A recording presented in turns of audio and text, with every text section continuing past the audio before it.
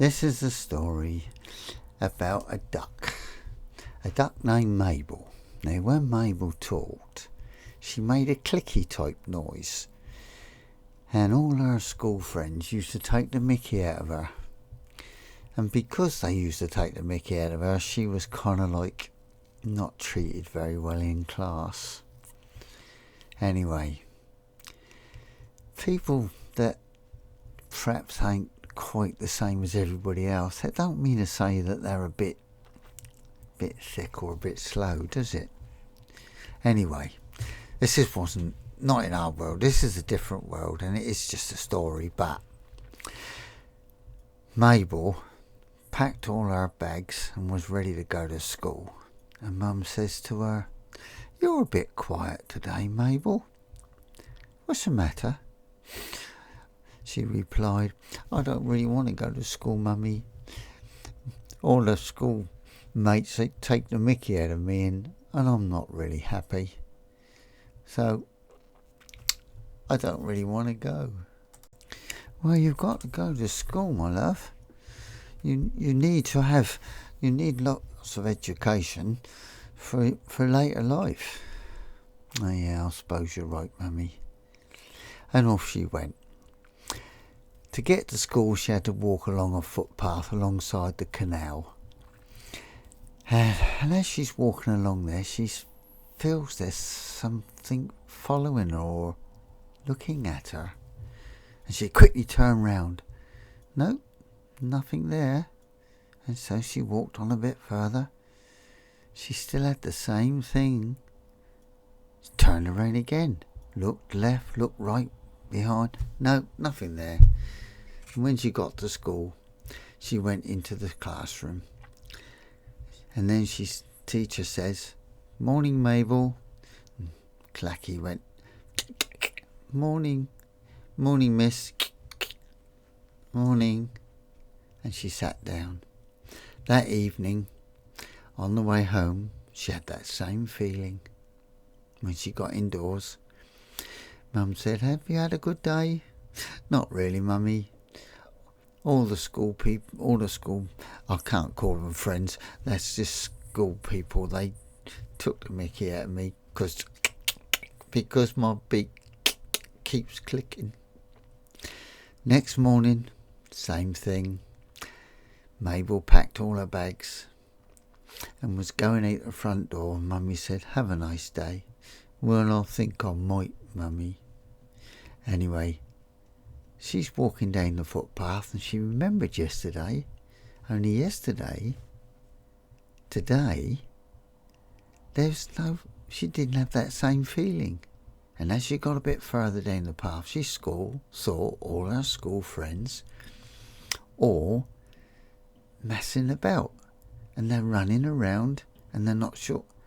And they're clacking and they're making lots of noise. And she says, when she got closer, she said, "What's the matter with you? What's going on?"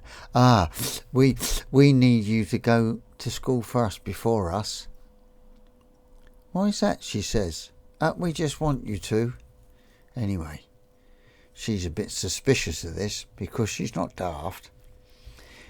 And so she passed her friends, and as she's going to school, going on down the footpath, she looks, and there in front of her is these two gleaming eyes looking at her from the darkness of the woods. She knew what them eyes were. She see them eyes and them teeth before, and they belong to a fox. She turned and she ran back to her friends. "We can't go, there's a big fox there." "Yeah, we know," they said. "You know, and you were prepared to let me go." Then they said, "Well, we thought if he ate you, he would leave us alone." "Don't be daft," she says. "If he ate me, that fox will be back again tomorrow for another one of us until he's eaten all of you." What are we going to do? "Calm down," she said. "Let's think about this. Now, foxes are cowards.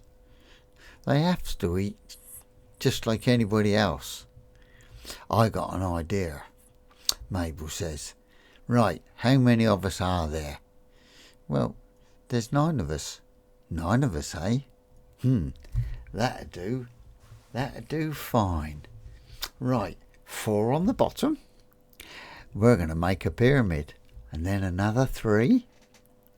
And then 2 more. And I'm going to go on the top. Well, how will that do? It'll make us big. And that fox won't like us when we're big. And then we're going to make lots and lots of noise. And hopefully that will scare him away. So that's what they did. 4 along the bottom. Then 3. Then 2. And then Mabel, she climbed up to the top. And she said, come on along, let's walk closer to the fox. We can't do that. We can't get closer. It'd make it easier for him to get us. Trust me, she said. Trust me, I'm not daft. And they got closer to the fox, and he came out of the woods with his great big teeth and his glary eyes. And he's looking at them and he's thinking, my goodness, they're big. And just at the right moment, Clacky said, right, open your wings, flap, flap, flap, and make lots of clack, clack, clacks. And that's what they did. They flapped, and they clacked, and they flapped, and they clacked, and they squawked as well. And the fox, he took one look at them like that, and he thought, oh my God, that's huge, that's a great big creature. And he turned, and he ran, and he ran, and he ran. As far as I know, he's still running.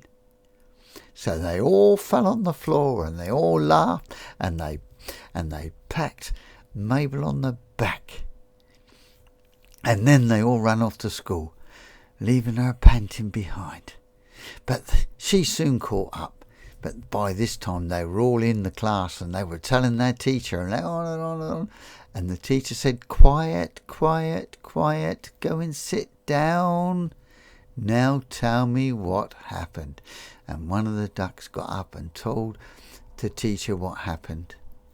And the teacher said, I think you all owe Mabel an apology. And they all turned to Mabel, and they all clapped. And they all said to Mabel, well done, Mabel, and we're sorry. We'll never call you Clacky again. And you can come to all our parties. So you see, don't take the mickey out of someone that's different. They could be your saviour one day.